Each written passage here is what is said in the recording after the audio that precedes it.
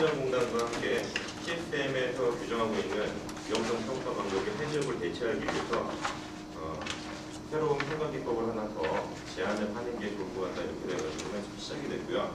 그리고 해적을 하다 보니까 그 중복성이라든지 사업장에 무리가 많이 걸려서 그런 부분들을 해소할 수 있는 걸 찾아보자 또 하게 됐고요.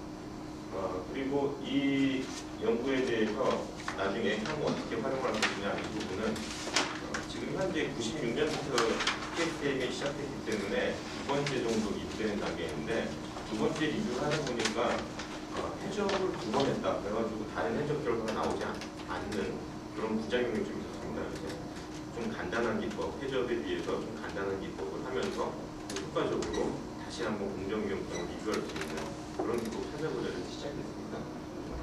또 중소규모 사업장 같은 경우에는 이 대규모 사업장은 어떤 경험이 많은 그리고 교육이 높은 인력들이 있기 때문에 훨씬 해적을 하는 데 있어가지고 어려움이 덜했지만 그 부분은 위험평가 실시한 한계가 노출되는 이런 문제점이 있습니다. 본 연구의 목적은 이 해적평가 수행의 어려움을 해결하고자 하고 그리고 소규모 사업장에 대한 적용 관계를 평가를 했고요. 그리고 이 간단한 쉬운 위험평가 기법을 개발해서 보급하는 것 그리고 최종 목적인 중개사업사고의 예방을 하고자 이 네 가지가 이 본 연구의 목적이라고 합니다. 저희 먼저 연구를 하기 전에 사업장 실태 조사를 먼저 했습니다. 이미 저희가 이 벤치마킹을 하기로 한 이 PHR 기법에 대해서 ICI사에서 가지고 있는 PHR 기법을 적용한 사업장이 국내에 두 군데가 있습니다. 그 두 군데 사업장은 방문조사를 통해 가지고 기법에 대한 신뢰도라든지 효과 이런 것들을 분석을 해봤고요. 그리고 나머지 사업장 약 400개 정도 PSM 사업장에 대해서 설문 발송을 해서 110개 정도 설문지를 회수했습니다. 25% 정도 회수해가지고 분석을 했고요. 그리고 이 가칭 저희가 호시한 가치이기 때문에 PSR이라는 이런 가칭을 붙여놨습니다. 그리고 3개 사업장, 대규모 사업장, 중급규모 사업장, 그리고 소규모 배치 프로세스에 대해서 시범 적용을 했고요. 이 나머지 부분들을 연구를 했습니다. 설문지 포함된 부분은 먼저 공정, 종류, 규모, 회분식 또는 연속시 그리고 생산 품목이 어떤 것이냐 이런 것들하고요. 위험성 평가에 대한 수행 여부 그리고 대상 사업장이 선정한 것은 PSM 대상, PSM을 하지 않는 그런 사업장들 별로 현재 첫 번째 타깃이 아니었기 때문에 그렇고요. 그리고 조사 방법은 사업장 유선조사 및 방문조사를 했습니다. 주요 결과를 보시면 대부분 사업장이 해저블을 가장 많이 쓰고 있었고요. 적용이 잘 안 된다 이런 대답이 많았습니다. 그리고 가장 적용되지 않는 이유는 형식적인 해적 같은 경우에는 뭐 컨설팅 회사 이런 데서도 다 공정을 모르는 상태로 있기 때문에 그렇게 있고요. 그다음에 이 위험성 평가시 나타난 문제점 중에 가장 큰 게 기법에 대한 이해 부족, 어렵다. 새로운 평가 기법이 필요하냐, 필요하다고 많은 대답을 해주셨습니다. 저희가 이제 기존의 위험성 평가 기법에 대해서 말씀하셨는데 CCPSM에 대해서 12가지 기법에 대해서 장단점을 드렸고요. 그 중에서도 리뷰 기법하고 해적 기법, 체크리스트 기법에 대해서 중점적으로 분석을 했습니다. 그리고 벤치마킹을 하기로 한 이 PHR 기법에 대해서 많은 연구를 했습니다. PHR하고 해적 대표적으로 지금 비교를 하려고 했기 때문에 PHR 기법하고 해적 기법의 어떤 차이점들을 간략히 요약해봤습니다. 합성은 도업 단계, 설계 단계, 목표 인원, 사실 비슷하지만 그 중에 특징이 있습니다. 운전, 공무, 검사 이쪽 파트 인원들, 현장 필드 인원들이 필수적으로 들어가야 된다. 평가 소요 시간은 저희가 추정하기에 시범 적용을 했을 때도 해적은 한 2분의 1 정도, 분량도 마찬가지고요. 기존 직원들에 대한 적응 시간은 사실 판단하기가 좀 어렵습니다. 평가 결과의 적합성을 봤을 때 이 현장 상황, 교육 중심의 다양한 반영이 가능했다. 해적은 다소 좀 어떤 이론적인 측면이라든지 설계적인 측면에 치우치는 그런 이 PHL에 대해서요 그런 결과를 보였고요. 개선 계획도 마찬가지로 그런 설계적인 관점에서 접근이 좀 많은 그런 편이었고 이쪽은 실질적으로 현장 상황이 많이 고려된 그런 결과들이 많이 발생했습니다.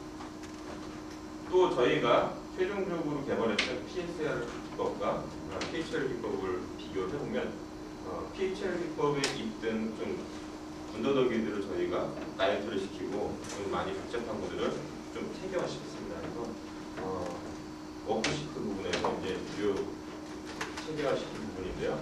3단계로 되어 있던 거를 저희 1단계로 5가지 항목으로 바꿨고요. 가이드워드는 3가지, 그리고 이쪽은 3가지의 결과, 8가지의 이 3가지 결과를 유발하는 원인들입니다. 이렇게 되어 있었는데 저희는 11가지 되어 있는 걸 4가지로 좀 단순하게 만들었습니다. 먼저 이 워크시트 개발 쪽을 먼저 말씀드리면요. 해적 워크시트와 PHR 워크시트가 공정 위험성 평가의 워크시트가 좀 사실 특별한 건 없고요. 이런 것들을 좀 단순하게 편하게 쓸 수 있게끔 만들었습니다. 그래서 위험, 원인, 결과, 관련 문제사항, 현재 안전 조치, 개선 계획 이런 것들 5가지 카테고리로 구성했습니다.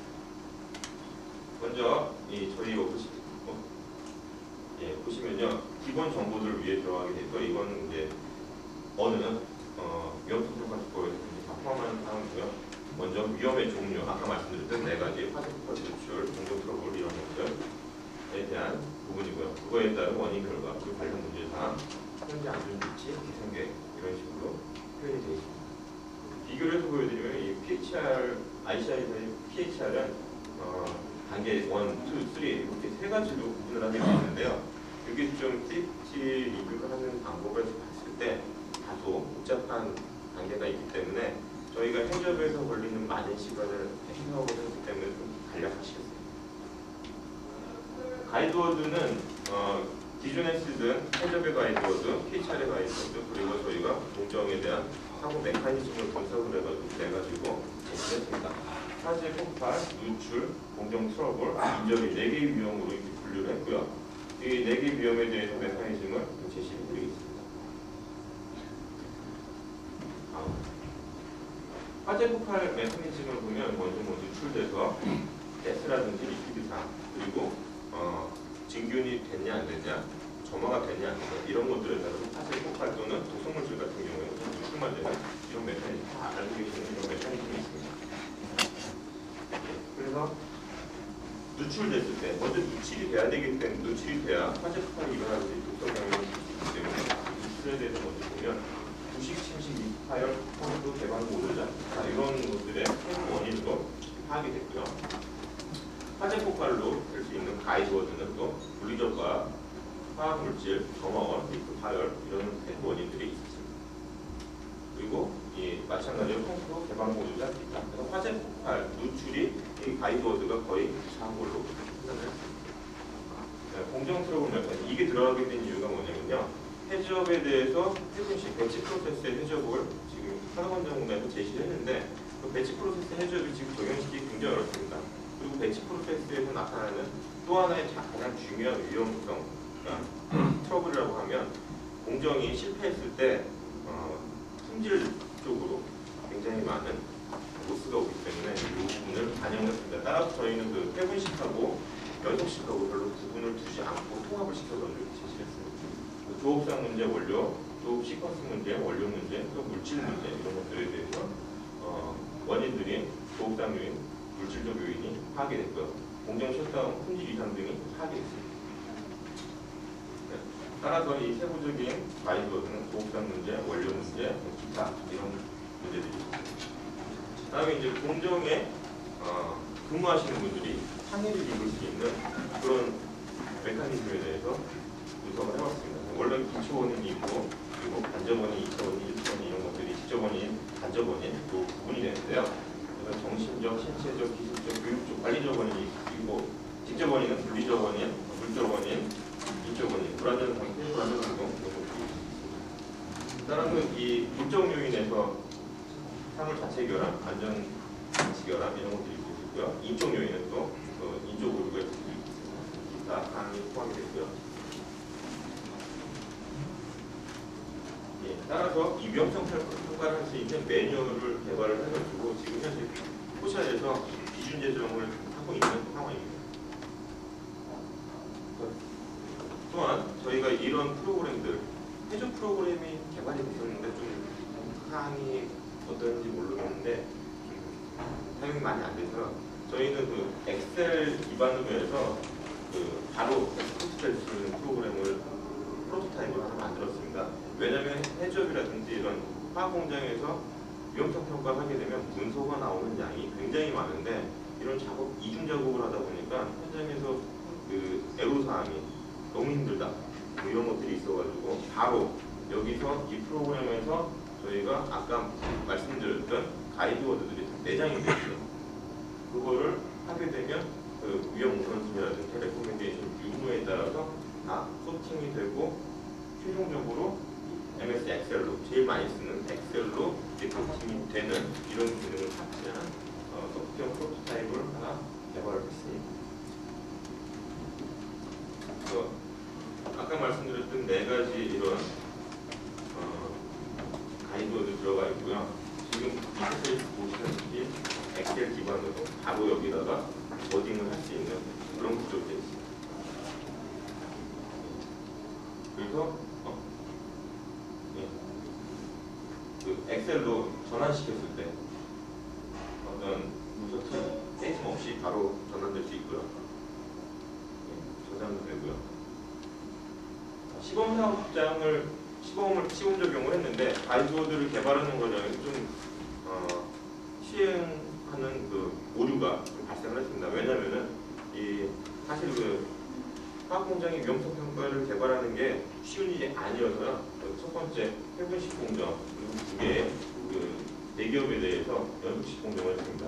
1차, 2차, 3차에 따라 되고요. 사실 1차에서 했던 결과는 저희가 좀 다소 적용에 무리가 있다 이럴 정도로 좀 어렵게 나왔는데 2차, 3차 가면서 많이 보완이 돼서 이런 최종적인 결과를 가질 수가 있습니다. 대규모 사업장에 대해서 최종 시범 적용을 했을 때 이때는 그 ICI에서의 PHR 기법에 대해서 이런 요소 이런 것들 다 개선을 다 적용을 해가지고 중규모 나올 때까지 연결했죠. 네, 소규모 사업장 여기는 배치 프로세스입니다. 배치 프로세스에 대해서 저희가 다시 가이드워드 개선을 해가지고 2차 적용을 시켰습니다.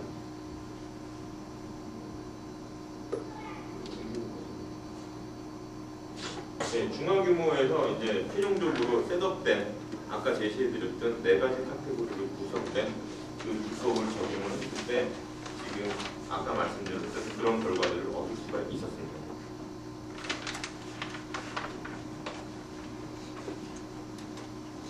네, 그래서 이 결과에 대해서 잠깐 말씀드리겠습니다.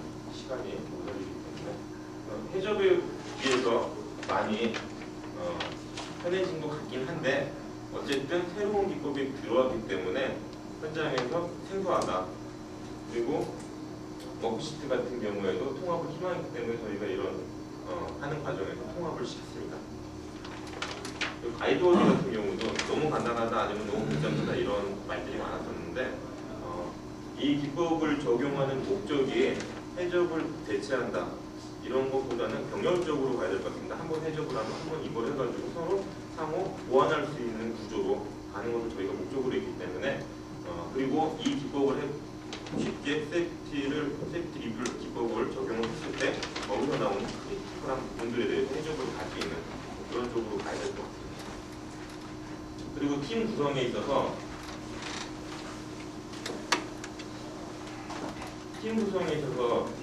좀 틀린 게 뭐냐면 현장에 있는 오퍼레이터 분들을 적극적으로 활용하는 그런 구조로 갔습니다.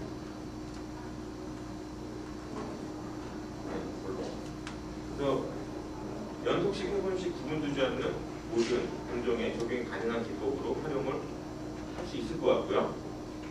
아까 말씀드렸듯이 공정에 오래 계신 분들이 가장 해당 공정에 대한 위험성, 트러블 이런 것들을 잘 알고 있어요.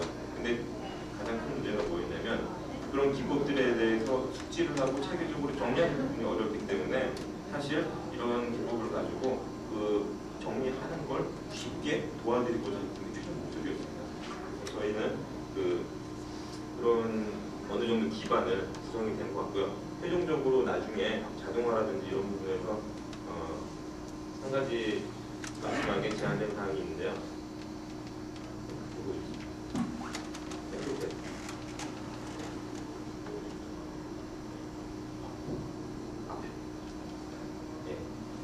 가스공사에서 많이 보셨을 거예요.